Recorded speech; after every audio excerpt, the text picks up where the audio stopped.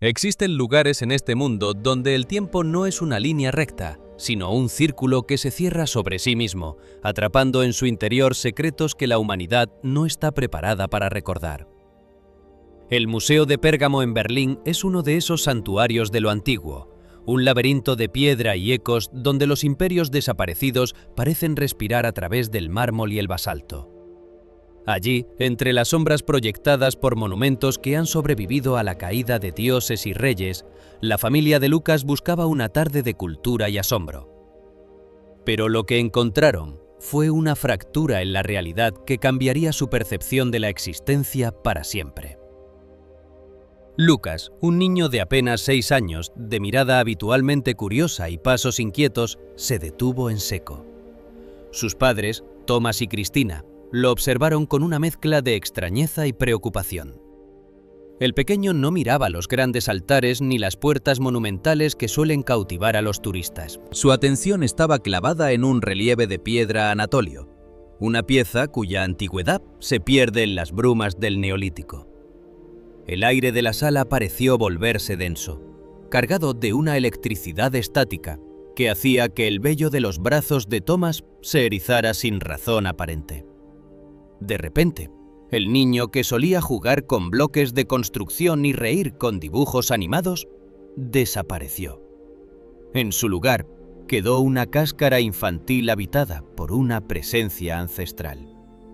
Lucas extendió su mano pequeña y, con una reverencia que rozaba lo sagrado, deslizó sus dedos por el relieve de un buitre tallado en la roca. No era el toque de un niño curioso, era el tacto de alguien que reconoce su propia obra después de un sueño de 10 milenios.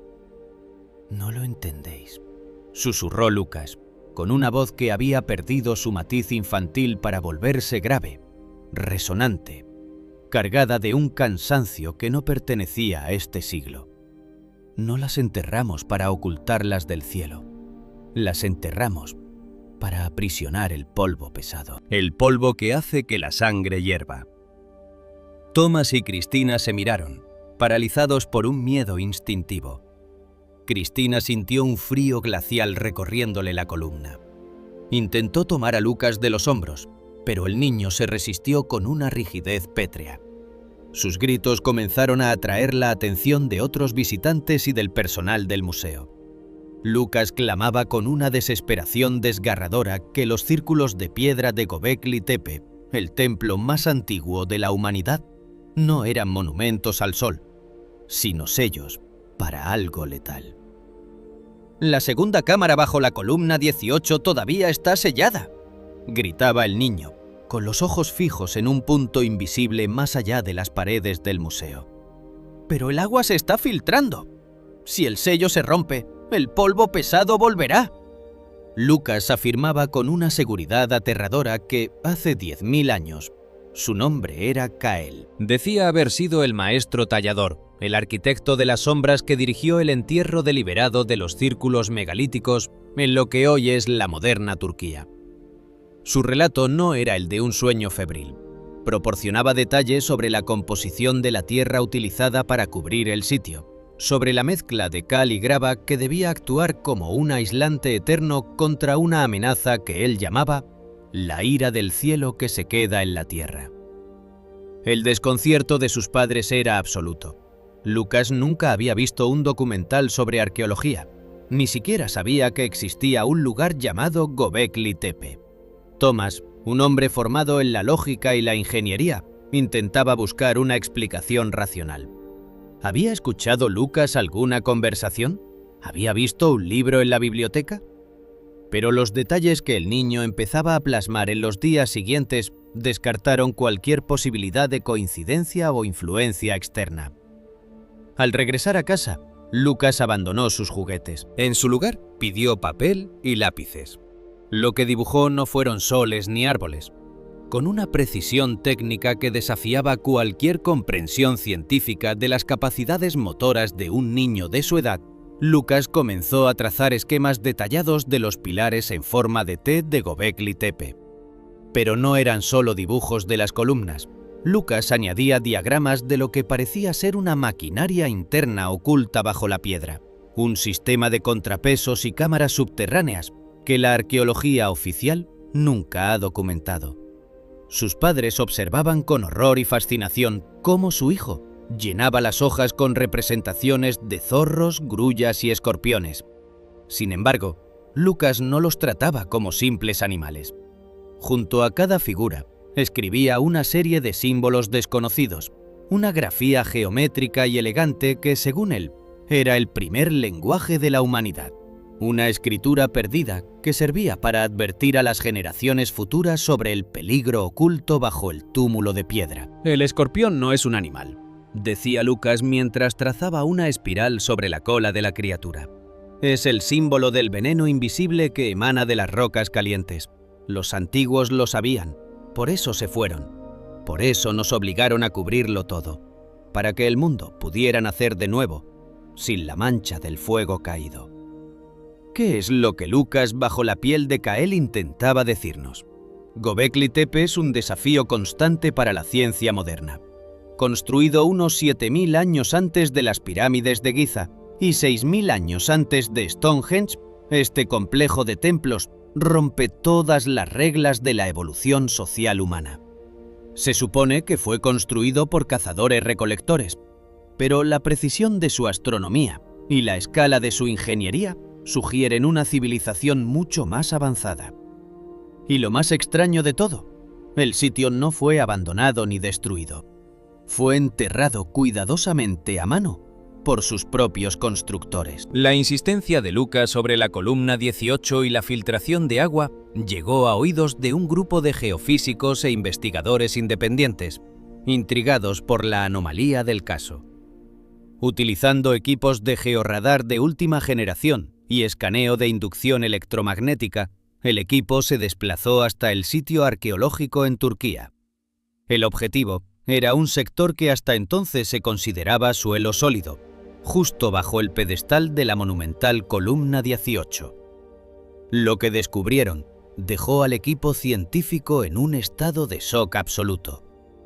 Justo donde el niño había indicado, a varios metros de profundidad bajo el lecho de roca, los sensores detectaron una cavidad perfectamente rectangular y vacía. Una cámara oculta que no aparecía en ninguno de los registros de las excavaciones anteriores realizadas por el Instituto Arqueológico Alemán. Pero lo más inquietante fue la lectura de los sensores de humedad. Había, efectivamente, una filtración de agua subterránea que estaba erosionando una de las esquinas de lo que parecía ser un sello de plomo o un material de densidad inusual. ¿Podría ser cierto lo que Lucas afirmaba? ¿Es posible que Göbekli Tepe no fuera un lugar de culto, sino una instalación de contención? La mención del polvo pesado que hace hervir la sangre ha llevado a algunos investigadores a plantear teorías que rozan la ciencia ficción, pero que encuentran ecos en la realidad física de nuestro planeta. ¿Hablaba Cael de radiación? ¿De alguna forma de energía o material geológico letal que la humanidad primitiva encontró tras un cataclismo cósmico y decidió sepultar para sobrevivir? La mirada de Lucas, cuando se le pregunta por estos hallazgos, se vuelve vacía, como si estuviera observando el fin del mundo a través de un telescopio temporal. Sus pensamientos internos parecen estar atrapados en un conflicto entre la inocencia de sus 6 años y la responsabilidad de un arquitecto que ha visto cómo su civilización era consumida por el mismo fuego que intentaron domar. El escepticismo inicial de los científicos empezó a resquebrajarse. Ya no podían ignorar que un niño en Berlín conocía la estructura subterránea de un templo neolítico a miles de kilómetros de distancia, con un margen de error inexistente. ¿Es la conciencia humana una red que trasciende la carne?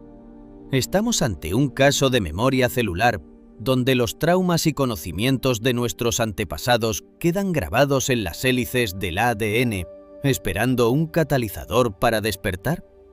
¿O es algo mucho más inquietante? ¿Es el tiempo una ilusión y Lucas está viviendo simultáneamente en el Berlín actual y en la Anatolia de hace 12.000 años? La historia de Lucas y el secreto de Cael nos obliga a cuestionar todo lo que creemos saber sobre el origen de nuestra especie. Si Göbekli Tepe fue enterrado a propósito para protegernos de una polvo que envenena la vida, ¿qué sucederá ahora que estamos empezando a desenterrarlo? ¿Estamos cometiendo el mismo error que cometieron aquellos que hace milenios decidieron que era mejor olvidar que morir? Lucas sigue dibujando. Sus esquemas se han vuelto más complejos, mostrando ahora lo que parece ser una alineación estelar que solo ocurre una vez cada 13.000 años. Dice que el tiempo de la advertencia está llegando a su fin. Sus padres, Thomas y Cristina, viven en una vigilia constante, temiendo el momento en que su hijo despierte con una nueva revelación. O peor aún, que el niño que conocen se desvanezca por completo bajo el peso de la identidad de Kael. El descubrimiento de la cámara bajo la columna 18 es solo la punta de un iceberg que amenaza con hundir nuestras certezas históricas. A medida que los arqueólogos se preparan para lo que podría ser la excavación más peligrosa y reveladora de la historia, el mundo observa con el aliento contenido. ¿Qué hay realmente en esa segunda cámara? ¿Es un tesoro de sabiduría antigua o es el origen de nuestra perdición? Esta es una historia sobre los ecos que viajan a través de los eones, sobre las voces de piedra que se niegan a ser silenciadas y sobre el misterio que habita en la mente de un niño que afirma recordar el amanecer de la civilización. Si te sientes cautivado por los enigmas que desafían la lógica y quieres acompañarnos en el descenso a las profundidades de Göbekli Tepe para descubrir qué se oculta bajo la columna 18, no puedes permitirte perderte lo que está por venir. El pasado está despertando y las señales están por todas partes para aquellos que se atreven a mirar. Estamos a punto de desvelar una verdad que ha permanecido enterrada por 10.000 años. Y tú puedes ser testigo de este hallazgo sin precedentes. Si deseas conocer el desenlace de esta investigación y descubrir qué otros secretos guarda la memoria de Lucas sobre el destino final de la humanidad, suscríbete a nuestro canal ahora mismo. Tu apoyo es lo que nos permite seguir buscando la luz en los rincones más oscuros de la historia. Suscríbete y activa las notificaciones. No dejes que el polvo del olvido cubra la verdad una vez más. El misterio apenas ha comenzado. El nacimiento de una nueva vida suele ser interpretado como el inicio de una página en blanco, un lienzo inmaculado sobre el cual el destino comenzará a trazar sus primeras líneas. Sin embargo, en el caso de Lucas, nacido en el corazón de una Berlín tecnificada y moderna en el año 2020, el lienzo ya traía consigo inscripciones de una antigüedad abrumadora. Mientras el mundo exterior se debatía en la incertidumbre de una era de cambios globales, en la intimidad de una sala de maternidad, los médicos y los padres de Lucas observaban con una mezcla de curiosidad profesional y asombro contenido una marca que desafiaba la casualidad biológica. Sobre la pequeña espalda del recién nacido, grabada en la piel con la precisión de un mapa estelar, se extendía una constelación de lunares. No era una mancha errática, sino un patrón exacto que replicaba las coordenadas de la constelación del Cisne, conocida en la astronomía como Cygnus. Para Thomas y Cristina, padres de Lucas, aquel dibujo cutáneo fue inicialmente un motivo de anécdota, una curiosidad genética que los amigos y familiares comentaban con ligereza. Pero a medida que el niño crecía, la marca en su espalda parecía pulsar con una energía invisible. Y el cisne, esa figura que en las culturas antiguas representaba al mensajero de las almas y al guía hacia el inframundo, cobraba un significado mucho más sombrío. ¿Qué posibilidades matemáticas existen de que un niño nazca con las estrellas tatuadas en la carne? Los astrónomos saben que la constelación del Cisne contiene a Deneb, una de las estrellas más brillantes de nuestra galaxia, y que para los antiguos habitantes de Anatolia, hace más de 12.000 años, esa misma formación estelar marcaba el punto exacto por donde el alma debía ascender tras la muerte. A medida que Lucas alcanzaba los 4 años, la anomalía física dio paso a una conducta que fracturó la paz del hogar. En una ciudad famosa por sus panaderías y su rica tradición en el manejo de cereales, El niño desarrolló una fobia violenta y visceral hacia los productos derivados de la harina de trigo. No era una alergia alimentaria común, ni una intolerancia diagnosticable por la medicina moderna. Era algo mucho más profundo. Un rechazo ideológico y existencial. Cada vez que Thomas intentaba ofrecerle un trozo de pan o cualquier alimento basado en lo que el niño llamaba el grano amarillo, Lucas sufría crisis de pánico. Sus ojos se llenaban de un terror ancestral y sus gritos resonaban por toda la casa, cargados de una advertencia que ningún niño de su edad debería ser capaz de articular. «¡El grano amarillo trae la muerte lenta!», gritaba Lucas, apartando el plato con un asco que rayaba en lo sagrado. «¡Nubla la razón! ¡Nos convierte en esclavos de la tierra!». El niño exigía, con una insistencia que agotaba a sus padres, alimentarse únicamente de plantas silvestres, raíces y granos no domesticados, lo que hoy conoceríamos como una dieta paleolítica extrema. Pero lo que inquietaba profundamente a Cristina era el razonamiento de su hijo. Lucas afirmaba que el trigo era una maldición, una trampa diseñada para encadenar a los hombres a un solo lugar, debilitar sus cuerpos y ensombrecer sus espíritus. Decía que la domesticación de las plantas había sido el inicio del fin de la verdadera libertad humana. Para entender el peso de estas palabras, debemos mirar hacia el pasado remoto, hacia un lugar que la arqueología oficial ha comenzado a desenterrar apenas hace 3 décadas: Göbekli Tepe. Situado en el sureste de la actual Turquía, este complejo megalítico es, sencillamente, el enigma más grande de la historia humana. Construido hace aproximadamente 12.000 años, en pleno Mesolítico, Göbekli Tepe es 6.000 años más antiguo que Stonehenge. Lo construyeron hombres que, según los libros de texto, no conocían la agricultura, ni la rueda, ni la escritura, ni la metalurgia. Sin embargo, allí están esos pilares masivos en forma de T, algunos pesando más de 20 toneladas, tallados con relieves de una sofisticación artística que no volvería a verse en la Tierra hasta milenios después. ¿Cómo es posible que cazadores-recolectores nómadas, cuya única preocupación supuestamente era la supervivencia diaria, se unieran para levantar catedrales de piedra alineadas con una precisión astronómica milimétrica? ¿Y por qué Lucas, un niño de Berlín, parece compartir la misma fobia al trigo que surgió precisamente en esa región? Las investigaciones botánicas han demostrado que el ancestro silvestre del trigo moderno, el einkorn, se domesticó por primera vez en las laderas de las montañas Karakadaj, a muy pocos kilómetros de Göbekli Tepe. El niño parecía estar recordando el momento exacto en que la humanidad tomó la decisión faustiana de abandonar la caza para convertirse en agricultora. Un cambio que, según él, fue un error catastrófico. La atmósfera en la casa de los Miller se volvió irrespirable a medida que Lucas profundizaba en sus recuerdos. Thomas, un hombre pragmático, intentaba racionalizar la situación. Quizás lo vio en la televisión, se decía a sí mismo. Pero Cristina sentía que algo más habitaba en el cuerpo de su hijo. Ella veía a Lucas quedarse mirando al vacío durante horas, trazando círculos en el aire con sus manos pequeñas, como si estuviera midiendo la altura de pilares invisibles. Sus pensamientos internos, compartidos en susurros durante las noches de insomnio, hablaban de una responsabilidad inmensa. «Tuvimos que enterrarlo todo, mamá», decía Lucas una noche, con una seriedad que helaba el corazón de Cristina. Cuando el grano amarillo empezó a crecer, las piedras ya no servían. Tuvimos que taparlas con tierra para que nadie pudiera usarlas de nuevo.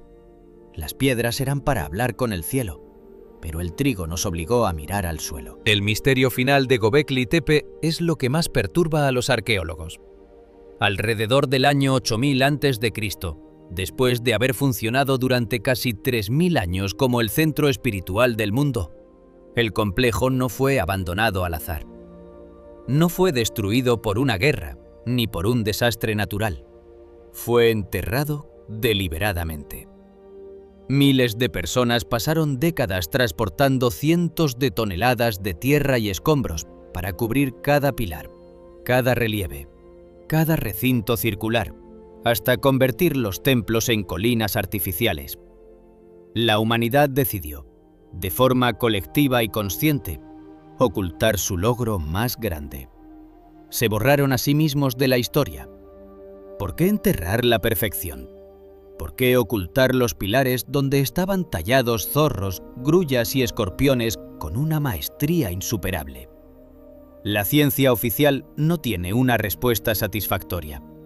Algunos sugieren que fue un cambio de religión, otros que fue una protección contra invasores. Pero Lucas, o la entidad que habla a través de él, tiene una explicación mucho más oscura. Él afirma que Göbekli Tepe no era solo un templo, sino una advertencia y un sello. Dice que el enterramiento fue una cuarentena espiritual, un intento final de ocultar un conocimiento que se había vuelto peligroso, o una verdad que la humanidad ya no podía soportar. Thomas y Cristina decidieron finalmente llevar a Lucas a un especialista en traumas infantiles en Berlín, pero los psicólogos se mostraron impotentes. El niño no mostraba signos de patología mental clásica. Era coherente, lúcido y poseía una memoria enciclopédica sobre herramientas de piedra y técnicas de tallado que no se enseñan en las escuelas. El escepticismo inicial de los médicos se convirtió en un silencio incómodo cuando Lucas empezó a describir la herramienta de presión necesaria para tallar el basalto sin que éste se quebrara, una técnica que los arqueólogos experimentales han tardado años en recrear. La pregunta que queda flotando en el aire es: ¿qué significa la marca del cisne en su espalda? En Göbekli Tepe, el pilar 43, también conocido como la piedra del buitre, muestra una serie de símbolos que muchos investigadores interpretan como un mapa estelar que apunta a un evento cataclísmico ocurrido hace 13.000 años. El buitre y el cisne son figuras intercambiables en la simbología estelar antigua. ¿Es Lucas un mensajero enviado por aquellos arquitectos del Neolítico para recordarnos algo que hemos olvidado voluntariamente? ¿Es su rechazo al trigo una señal de que nuestra civilización actual, basada en la agricultura y la acumulación, se dirige hacia el mismo abismo del que ellos intentaron escapar? A medida que Lucas crece, su conexión con el pasado se vuelve más nítida y exigente. Ya no pide juguetes. Pide que lo lleven de regreso a las colinas de Anatolia. Sus padres temen que si alguna vez llega a tocar las piedras reales de Göbekli Tepe, el niño que conocen desaparezca definitivamente, dejando solo al arquitecto Kael en su lugar. Esta historia es un desafío a nuestra comprensión de la genética, de la historia y del alma. Nos obliga a preguntarnos si somos los primeros en alcanzar la cúspide de la civilización, o si solo somos los ocupantes de una casa cuyos cimientos están llenos de advertencias que nos negamos a leer. ¿Es el tiempo una línea donde el pasado muere? ¿O es una red donde las memorias pueden saltar milenios para manifestarse en la piel de un niño berlinés? Los misterios de Göbekli Tepe están lejos de ser resueltos, y quizás la llave no esté en las excavadoras de los arqueólogos, sino en los recuerdos de Lucas. Estamos ante un umbral que podría redefinir el origen de la humanidad. Si quieres descubrir qué ocurrió cuando Lucas fue finalmente llevado a Turquía por investigadores privados y qué mensaje final dejó grabado en un papel antes de perder el habla durante 3 días, no puedes apartar la mirada ahora. Hay secretos que la Tierra intentó ocultar por una razón, y hay voces que el tiempo no ha podido silenciar.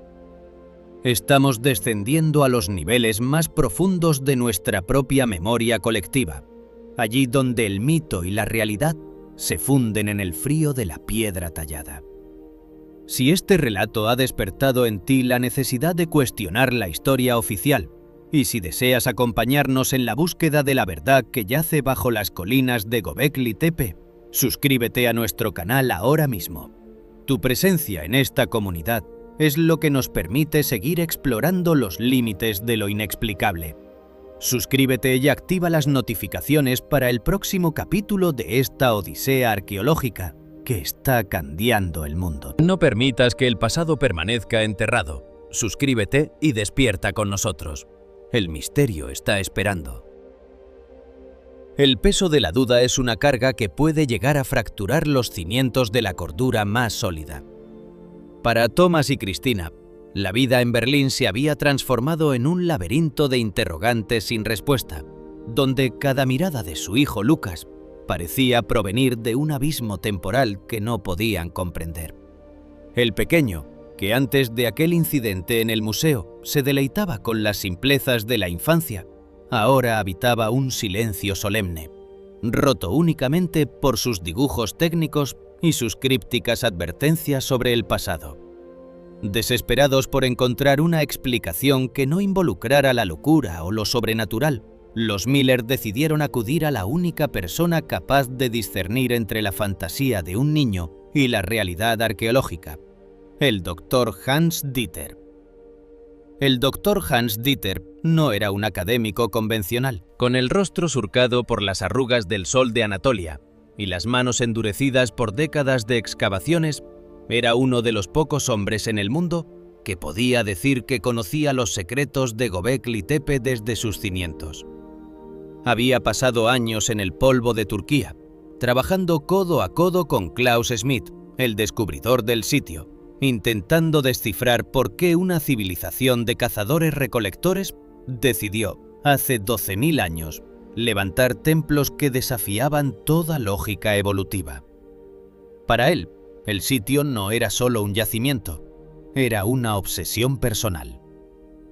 La reunión tuvo lugar en el despacho del doctor, un espacio saturado por el aroma del papel viejo, el café amargo y el rastro mineral de muestras de piedra caliza.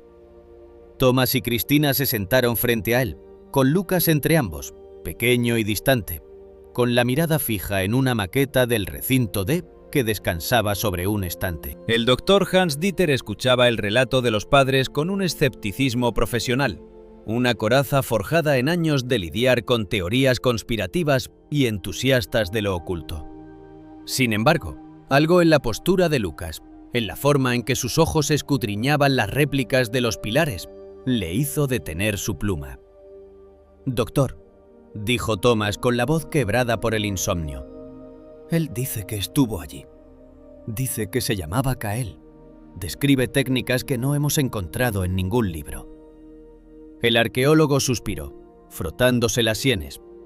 Para él, la mente infantil era un pozo de imaginación capaz de absorber fragmentos de información y reconstruirlos en narrativas asombrosas. Pero decidió aplicar una prueba definitiva, una que separaría el grano de la paja, una que ningún impostor ni ningún niño prodigio podría superar sin tener acceso a la información más restringida de la arqueología alemana. Se giró hacia su ordenador y tras teclear una serie de códigos de acceso, desplegó en una pantalla de alta resolución una serie de archivos protegidos. Eran los escaneos láser tridimensionales, o LIDAR, de la columna 18, el pilar central del recinto D, el corazón mismo de Göbekli Tepe. Estos archivos contenían datos brutos, nubes de puntos con una precisión micrométrica que nunca habían sido publicados en revistas científicas ni mostrados en documentales. En la pantalla, el pilar 18 aparecía como una estructura de luz azulada, revelando cada poro de la piedra, cada relieve de los brazos tallados y las manos que se cerraban sobre el vientre del megalito. Lucas se acercó a la pantalla. Su rostro, iluminado por el fulgor azul de los datos, no mostraba asombro, sino un reconocimiento técnico, casi crítico. Mientras Thomas y Cristina contenían el aliento, el niño extendió un dedo pequeño y señaló un punto específico en la base de la columna, justo donde la piedra se hundía en el suelo de terrazo antiguo.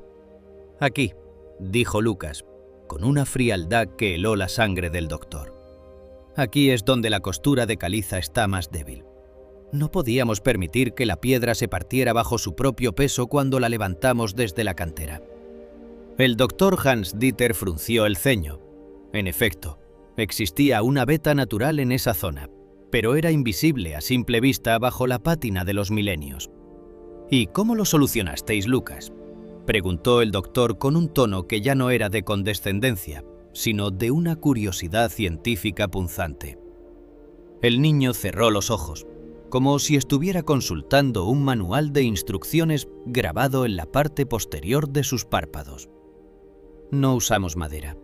La madera se astilla bajo tanta presión. Usamos canati, cuerdas trenzadas de cáñamo silvestre, explicó, moviendo las manos como si estuviera demostrando el proceso de trenzado. Pero el cáñamo solo no bastaba. La piedra es áspera y corta la fibra. Por eso las empapamos en grasa de bisonte, de los grandes toros que cazábamos en el valle.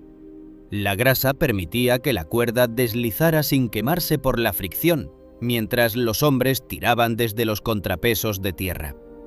El doctor Hans Dieter sintió un vacío en el estómago. La presencia de cáñamo silvestre en la región durante el Neolítico temprano era un dato botánico que solo los especialistas manejaban.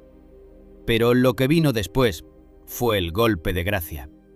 Al subir la columna 18, continuó Lucas, su voz volviéndose más autoritaria, más técnica. Las cuerdas eran 12 cuerdas gruesas para los 12 ciclos de la luna. Cuando la columna se asentó en su zócalo, la presión fue tanta que las cuerdas quedaron atrapadas. No pudimos sacarlas. Tuvimos que cortarlas y dejar que la piedra las aplastara contra la roca base. Si miráis allí abajo, donde nadie ha excavado todavía, encontraréis las 12 marcas. 12 surcos profundos quemados en el lecho de piedra por la grasa y la fibra. 12 cicatrices del nacimiento del templo. El silencio que siguió a estas palabras fue absoluto. Tomás miró a Cristina, viendo en sus ojos el mismo pavor que sentía él. Ya no era solo una historia de reencarnación, era una filtración de datos de ingeniería imposibles. El doctor Hans Dieter, con las manos temblorosas, tomó su teléfono. No era una llamada cualquiera.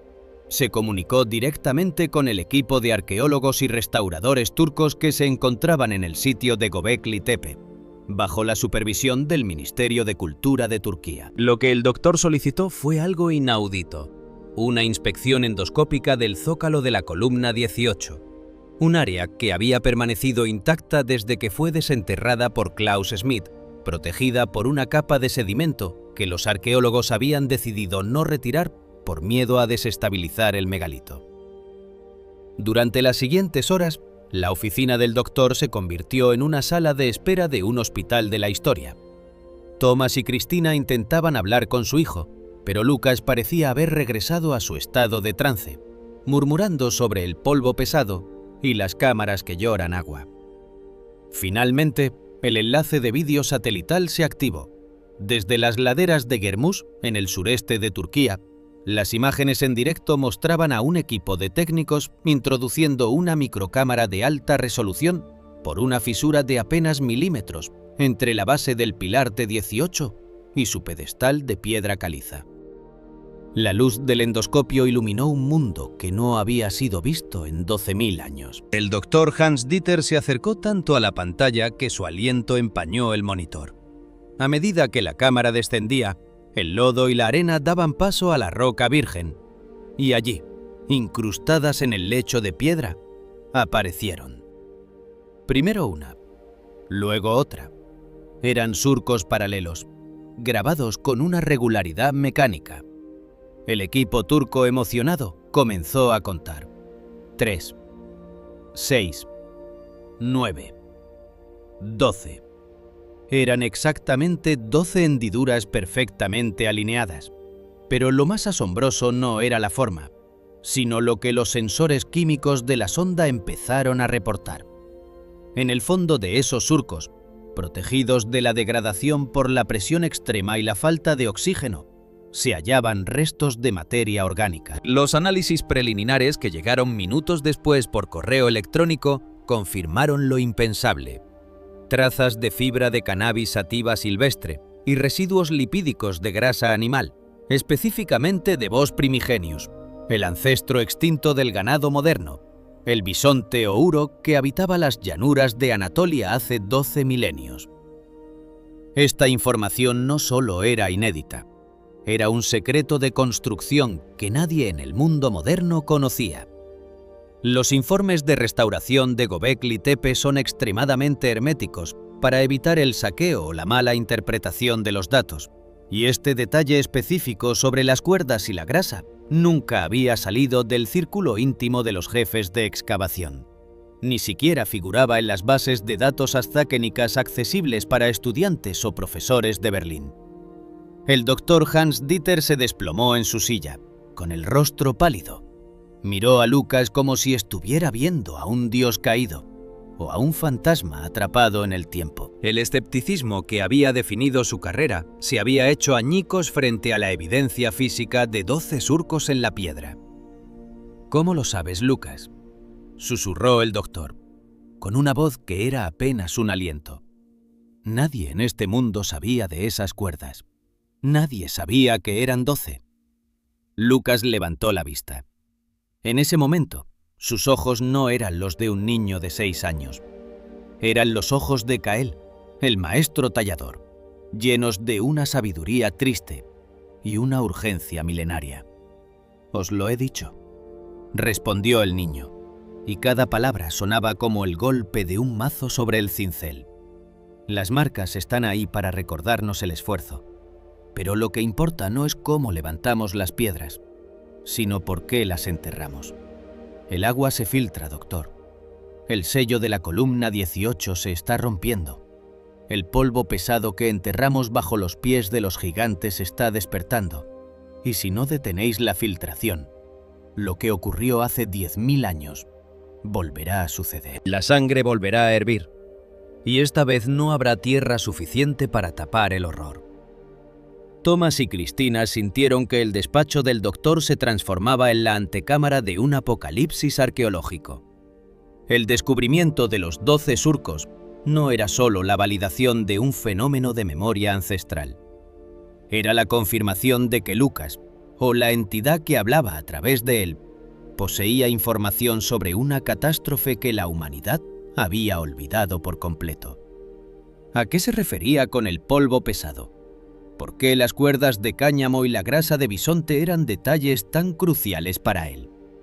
El doctor Hans Dieter comprendió que Göbekli Tepe no era solo un templo al sol o a los antepasados. Era una cápsula del tiempo, un sarcófago para una verdad tan peligrosa que nuestros ancestros prefirieron dedicar generaciones enteras a enterrarla antes que permitir que siguiera expuesta al cielo. Las implicaciones científicas eran devastadoras. Si un niño podía recordar los detalles técnicos del Neolítico, significaba que la historia de la civilización es mucho más antigua y mucho más trágica de lo que nos atrevemos a admitir. El ambiente en Berlín se volvió asfixiante. La noticia de los hallazgos en Turquía comenzó a filtrarse por los canales internos de la arqueología, provocando un terremoto de especulaciones. Mientras tanto, Lucas comenzó a dibujar algo nuevo. Un mapa de las corrientes de agua subterránea que fluyen bajo Göbekli Tepe, señalando una cámara que, según él, nunca fue destinada a ser abierta. Esta revelación ha puesto en marcha una carrera contra el tiempo. Los arqueólogos, ahora armados con la información de un niño de 6 años, se preparan para una misión que ya no es de descubrimiento, sino de contención. ¿Qué hay realmente bajo la columna 18?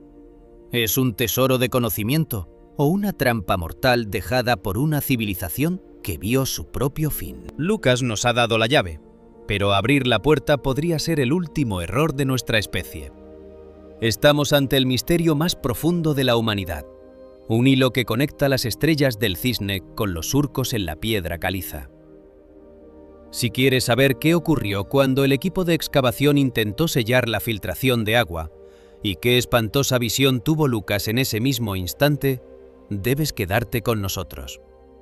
Estamos descendiendo a los cimientos de la historia, allí donde la piedra habla y los niños recuerdan lo que los adultos han olvidado.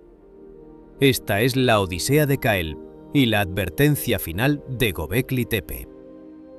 Para no perderte ni un solo detalle de esta investigación que está reescribiendo el pasado de la humanidad, Y para acompañarnos en el descubrimiento de lo que aguarda bajo la columna 18, suscríbete a nuestro canal ahora mismo. Tu apoyo es la fibra que nos permite seguir tirando de este hilo de misterios. Suscríbete y activa las notificaciones. El tiempo del polvo pesado está cerca y solo el conocimiento podrá salvarnos. Quédate con nosotros porque la verdad está grabada en la piedra, esperando a ser leída. Suscríbete ahora. Junio de 2026. El aire sobre la meseta de Anatolia, en el sureste de la actual Turquía, se siente cargado de una quietud eléctrica. Una tensión que parece emanar de las mismas profundidades de la Tierra. Göbekli Tepe, el monte del ombligo, ha sido durante décadas el epicentro de un terremoto arqueológico. Pero lo que está a punto de suceder bajo el sol abrasador del verano turco hará que los descubrimientos anteriores parezcan simples notas al pie de página. El equipo de geofísicos, armados con la tecnología de georradar más avanzada que el hombre ha diseñado, capaz de discernir la densidad de un grano de arena a 20 metros de profundidad, se agrupa alrededor de la columna 18. Este pilar colosal, con su forma de T y sus relieves de manos que se cierran sobre el vientre, no es solo piedra. Es un centinela que ha custodiado una verdad prohibida durante más de 12.000 años. El doctor Hans Dieter observa los monitores con una mezcla de sudor y escepticismo residual. Las instrucciones del pequeño Lucas, aquel niño de 6 años en Berlín que afirma recordar una vida como maestro tallador neolítico, han sido demasiado precisas para ser ignoradas. El georradar comienza su barrido, enviando ondas electromagnéticas que rebotan contra la caliza antigua, dibujando en la pantalla una realidad invisible para el ojo humano. Durante horas, los gráficos solo muestran el relleno artificial de tierra y escombros que los antiguos utilizaron para enterrar el templo. Pero de repente, la línea de datos sufre una perturbación violenta. Por debajo del nivel de la cimentación, en un estrato que la geología convencional consideraba roca madre sólida, aparece una anomalía. Es un espacio negativo. Una cámara pequeña, perfectamente aislada, con una geometría que desafía la formación natural de la piedra. La atmósfera en la carpa de mando se vuelve gélida a pesar del calor del desierto. Los científicos se miran entre sí, compartiendo un silencio sobrecogedor. No debería haber nada allí. Según la arqueología oficial, los constructores de Göbekli Tepe no poseían la tecnología para excavar cámaras estancas bajo el lecho de roca caliza. Sin embargo, los datos no mienten. Hay una cavidad y está intacta. Tras una serie de llamadas frenéticas y consultas de alto nivel con las autoridades gubernamentales en Ankara, se concede el permiso para una intervención mínima pero trascendental. Se utilizará una broca de diamante de apenas 10 milímetros de grosor para perforar la roca y permitir el paso de un microsonda con cámara de alta definición. El zumbido del taladro es el único sonido que rasga el aire del mediodía. Es un sonido que parece profanar un silencio sagrado. Cada milímetro de perforación es una eternidad. El equipo teme que la presión del agua o el colapso de la cámara destruyan lo que sea que se encuentre en el interior. Finalmente, la broca deja de encontrar resistencia. Han perforado el techo de la cámara oculta. Con manos que tiemblan de una forma que la ciencia raras veces permite, el técnico introduce el microsonda. En Berlín, conectados por un enlace satelital cifrado, Lucas y sus padres observan la transmisión en directo. El niño está extrañamente tranquilo, con una mirada de reconocimiento que resulta más inquietante que cualquier grito. La luz LED del sonda se enciende en la oscuridad de la cámara. Al principio, solo se ve polvo en suspensión, motas de tiempo que bailan en el haz de luz. Pero a medida que la cámara gira, revela una estancia de una sofisticación aterradora. Las paredes no son de roca basta, sino que han sido pulidas hasta adquirir un brillo especular. Y en el centro, sobre un pequeño pedestal de basalto, descansa un objeto que parece sacado de una pesadilla tecnológica de la antigüedad, un cilindro de obsidiana negra. La obsidiana, el vidrio volcánico de los dioses, ha sido trabajada con una perfección que hoy solo lograríamos con tornos de precisión asistidos por ordenador. Su superficie es tan lisa que refleja la luz de la sonda con una pureza sobrenatural. Pero la verdadera sorpresa aguarda dentro del cilindro. A través de la ligera transparencia de los bordes del objeto, se vislumbra un rollo de corteza de abedul, preservado del aire y la humedad durante eones mediante un sellado al vacío o con gases inertes que la ciencia aún no alcanza a explicar. Al ver la imagen del cilindro y los grabados en su superficie, Lucas se inclina hacia la pantalla.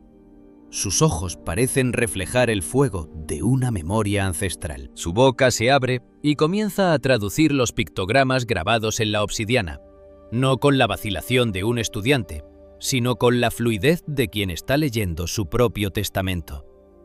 Es el registro del gran dolor, susurra Lucas, y su voz parece viajar a través de un túnel del tiempo. No lo escribimos para nosotros, lo escribimos para los que vendrían después del fuego. El niño comienza a describir lo que los pictogramas narran con un detalle técnico y emocional que deja a los arqueólogos sin respiración. Habla de una era en la que la humanidad vivía en una edad de oro de conocimiento astronómico y armonía mecánica. Pero entonces, el cielo se volvió negro. Lucas describe, a través de los símbolos de la corteza de abedul, el cataclismo del joven Drías, ocurrido alrededor del año 10.900 a.C. Habla de una serpiente de fuego que se fragmentó en el cielo, una lluvia de meteoritos gigantescos que impactaron contra las capas de hielo del norte, provocando inundaciones globales, incendios forestales continentales y una caída drástica de las temperaturas que sumió al mundo en una oscuridad gélida durante más de 1000 años. Vimos cómo el cielo caía, dice Lucas, mientras las lágrimas corren por sus mejillas de 6 años. El polvo pesado del que os hablé en el museo era la ceniza de los continentes ardiendo. Ese polvo hirvió la sangre de los que estaban fuera. Los que sobrevivimos supimos que no fue un accidente. Supimos que el cielo volvería a arder. Los científicos en Turquía intercambian miradas de asombro. Lo que el niño está traduciendo coincide punto por punto con la hipótesis del impacto del joven Drías, una teoría científica controvertida que sugiere que la Tierra fue golpeada por fragmentos de un cometa masivo, lo que provocó la extinción de la megafauna y el colapso de las culturas humanas avanzadas de la época. Pero Lucas añade un nivel de información que la ciencia no poseía. Afirma que los círculos de piedra de Göbekli Tepe no eran simples templos, sino observatorios astronómicos ultraprecisos. Los pilares en forma de T eran instrumentos de medición diseñados para vigilar la trayectoria de los restos del cometa Encke, que según el niño, regresa en ciclos regulares de miles de años. Enterramos los pilares porque el conocimiento es un arma de doble filo, continúa Lucas, su dedo siguiendo los trazos del cilindro de obsidiana en la pantalla. Los cubrimos de tierra para que el tiempo los guardara como semillas. No queríamos que nadie olvidara que el fuego es cíclico. Cada 13.000 años, la Tierra cruza el camino de la serpiente. El enterramiento fue un acto de amor desesperado, una cápsula del tiempo diseñada para ser encontrada justo cuando la tecnología humana fuera capaz de entender la advertencia. El contenido del manuscrito de corteza de abedul, según la traducción de Lucas, describe una civilización preneolítica que poseía un lenguaje escrito, basado en la geometría y el magnetismo. Habla de cómo los maestros del cielo enseñaron a los hombres a construir estos sellos de piedra para estabilizar la energía de la Tierra durante los impactos celestiales.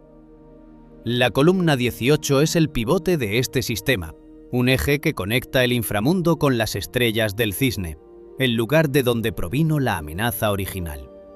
La conmoción en la comunidad científica internacional es total. Si Lucas tiene razón, si ese manuscrito dice lo que él afirma, entonces la historia de la civilización humana no es una línea ascendente que comenzó con la agricultura, sino un ciclo de auges y colapsos catastróficos provocados por eventos cósmicos. Estamos ante la prueba de que existió una humanidad avanzada antes de la última glaciación. Una humanidad que nos dejó una advertencia grabada en la piedra y la obsidiana sobre nuestra propia vulnerabilidad frente al cosmos. ¿Cómo pudo un niño de 6 años en Berlín saber que bajo la columna 18 existía una cámara estanca con un cilindro de obsidiana?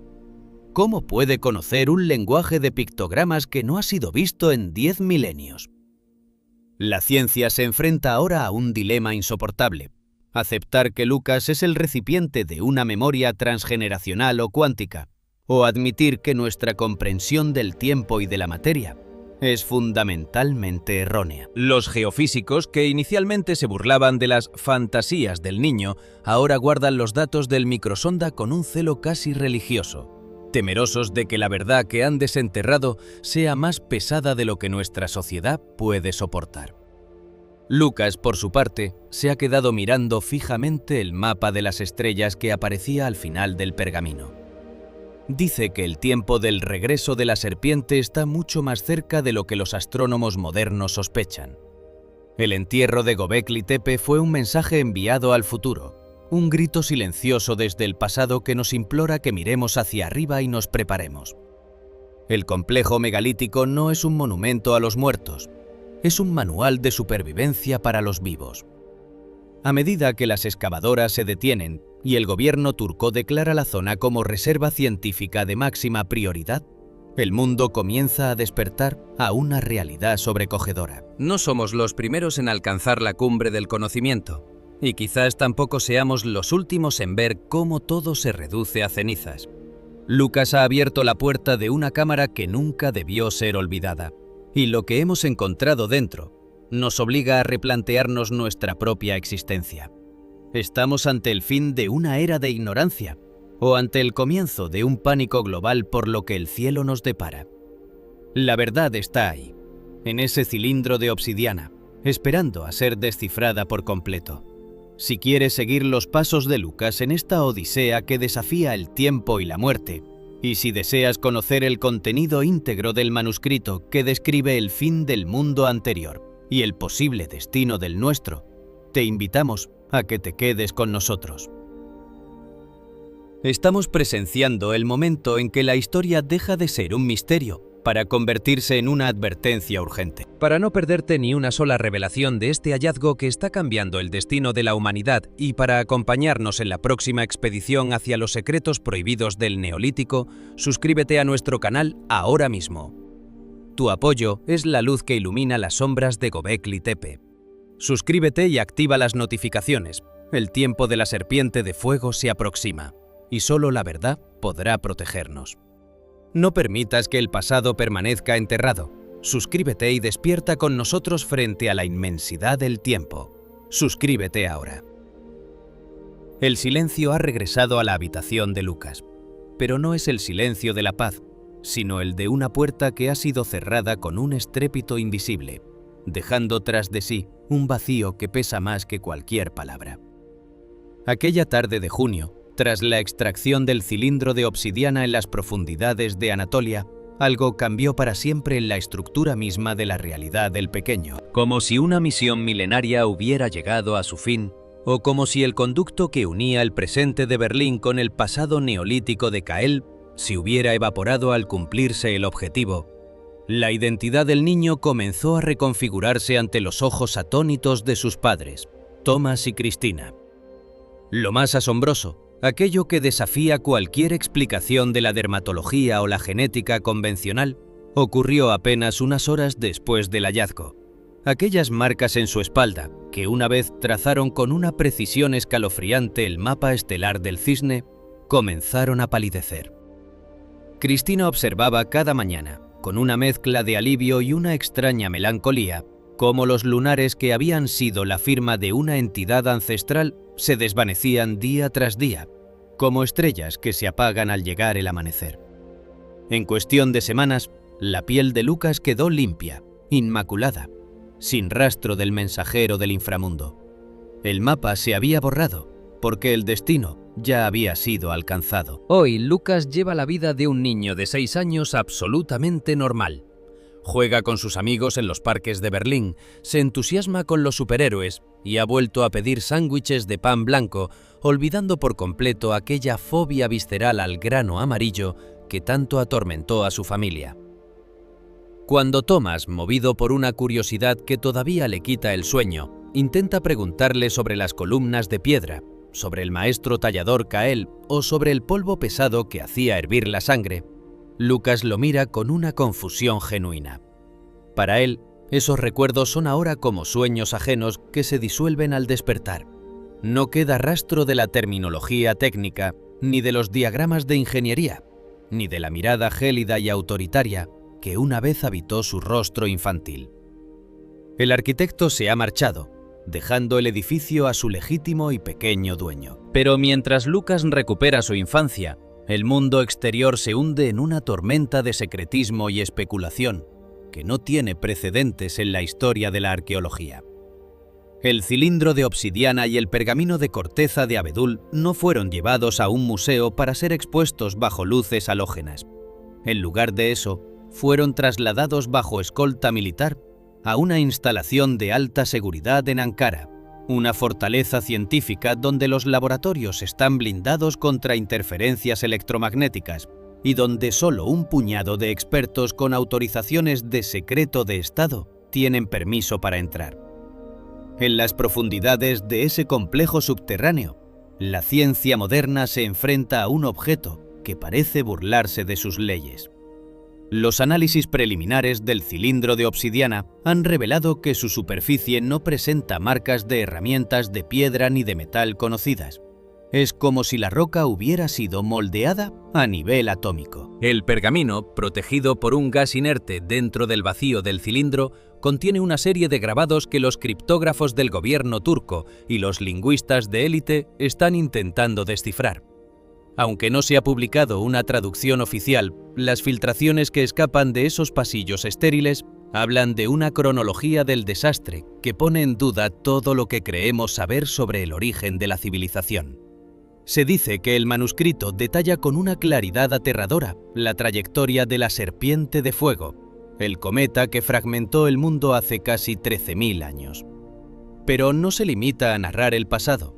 Las filtraciones sugieren que el texto contiene advertencias sobre la periodicidad de estos eventos estelares, indicando que Göbekli Tepe no fue construido como un lugar para rezar a los dioses, sino como una cápsula de tiempo blindada para advertir a una humanidad futura. Una humanidad capaz de redescubrir el sitio, que el ciclo del fuego está lejos de terminar. La decisión de las autoridades de mantener el silencio absoluto ha alimentado el pánico en los círculos académicos más informados. ¿Qué es lo que el gobierno turco ha leído en ese pergamino que le impide compartirlo con el resto de la especie humana? Esta situación ha provocado una fractura irremediable en la comunidad científica global. El escepticismo inicial de los investigadores se ha transformado en un debate encarnizado que divide a las mentes más brillantes de nuestro tiempo. Por un lado se encuentran los defensores de la teoría del fenómeno de la memoria colectiva o inconsciente colectivo, llevado a un nivel biológico. Argumentan que el caso de Lucas es la manifestación de un trauma planetario tan profundo que quedó grabado en el rastro epigenético de la humanidad. Según esta visión, la catástrofe del joven Drías fue un evento tan apocalíptico que alteró el ADN de los supervivientes, dejando una huella de memoria que bajo ciertas condiciones ambientales o geofísicas puede activarse en individuos sensibles. Para estos científicos, Lucas no es Kael, sino un receptor accidental de una señal de socorro enviada por nuestros propios ancestros a través de la sangre. Por otro lado, surge la hipótesis que muchos temen susurrar en voz alta por miedo al ridículo profesional, pero que los hechos parecen respaldar con una fuerza demoledora: la reencarnación deliberada de una conciencia. Para los defensores de esta teoría, el maestro tallador Kael no murió del todo hace 10.000 años. Utilizando algún tipo de conocimiento espiritual o tecnológico que hemos perdido, Kael habría proyectado su identidad hacia el futuro, esperando el momento exacto en que las piedras de Göbekli Tepe volvieran a ver la luz para encarnarse y guiar a los investigadores hacia el sello final. Desde esta perspectiva, Lucas fue el recipiente sagrado de una misión de rescate histórica. Una vez entregado el cilindro de obsidiana y descifrada la advertencia, la conciencia de Kael pudo finalmente descansar, permitiendo que el niño regresara a su vida normal. Thomas y Cristina, alejados ahora de las excavaciones y del ruido mediático, se preguntan cada noche qué versión de la verdad es la que realmente habitó su casa.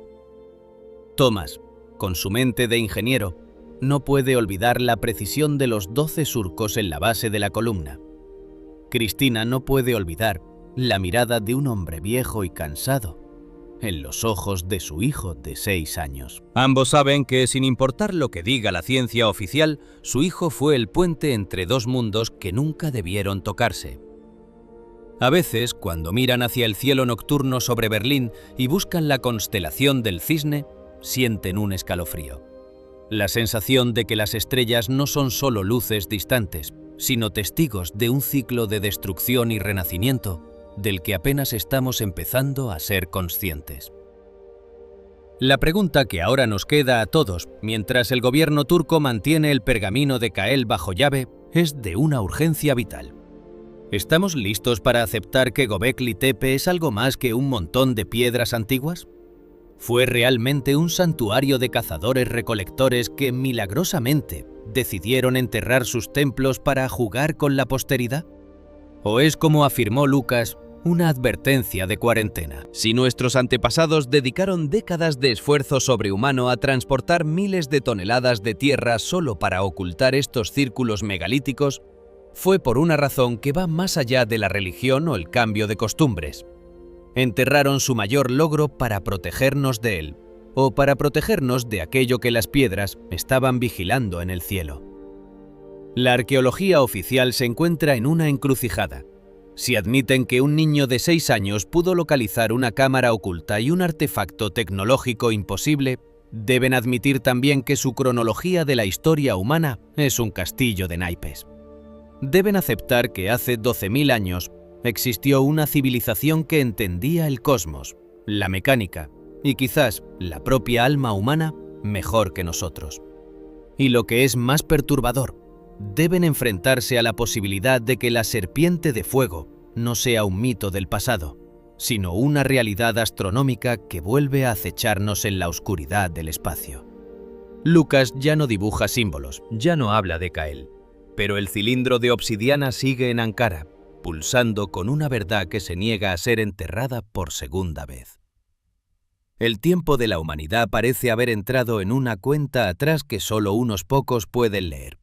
Estamos desenterrando el pasado, pero quizás lo que estamos haciendo en realidad es desprecintar una herencia que nunca debimos reclamar sin estar preparados.